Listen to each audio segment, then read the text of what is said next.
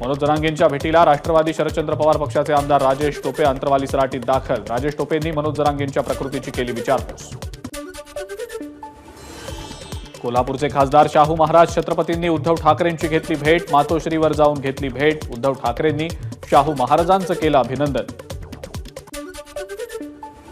पुणे राष्ट्रवादी काँग्रेसच्या वतीनं सुनेत्रा पवारांना राज्यसभेवर पाठवण्याचा प्रस्ताव। पुणे शहराध्यक्ष दीपक वानकर आणि पदाधिकाऱ्यांकडून एकमतानं ठराव मंजूर। रक्षा खडसे तिसऱ्यांदा खासदार झाल्यानं त्यांना अनुभव, त्यामुळे देशाचा आणि राज्याचा विकास करताना ते आपल्या परिसराचा सुद्धा विकास करतील, मंत्री गुलाबराव पाटलांना विश्वास। नीट परीक्षेतल्या गोंधळाच्या विरोधात कोल्हापुरातही अभाविपची निदर्शनं। जिल्हाधिकारी कार्यालयासमोर एकत्र येत नीट परीक्षा घेणाऱ्या एनटीए एजन्सीच्या चौकशीची मागणी। नीट यूजी परीक्षा परत घेऊन विद्यार्थ्यांचं नुकसान टाळावं, धाराशिवमधल्या विद्यार्थ्यांची जिल्हाधिकाऱ्यांकडे निवेदनाद्वारे मागणी। महाडमध्ये आनंदराज आंबेडकरांकडनं मनुस्मृतीचं दहन। मनुस्मृतीचे श्लोक राज्य सरकारनं अभ्यासक्रमात लागू केल्यानं मनुस्मृतीचं दहन केल्याची आनंदराज आंबेडकरांची प्रतिक्रिया।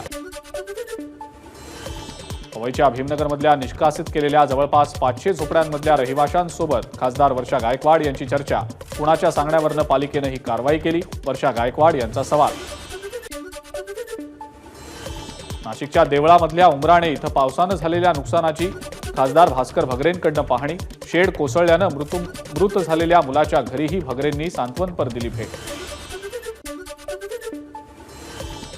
उत्तर प्रदेशचे मुख्यमंत्री योगी आदित्यनाथ आज दिल्लीमध्ये केंद्रीय मंत्री अमित शहा, राजनाथ सिंग आणि नितीन गडकरींची घेतली भेट। केंद्रीय मंत्रिपदाची शपथ घेतल्याबद्दल केलं अभिनंदन।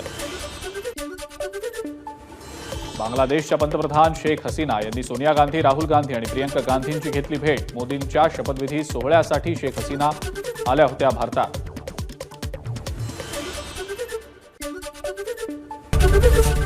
एबीपी माझा, उघडा डोळे बघा नीट।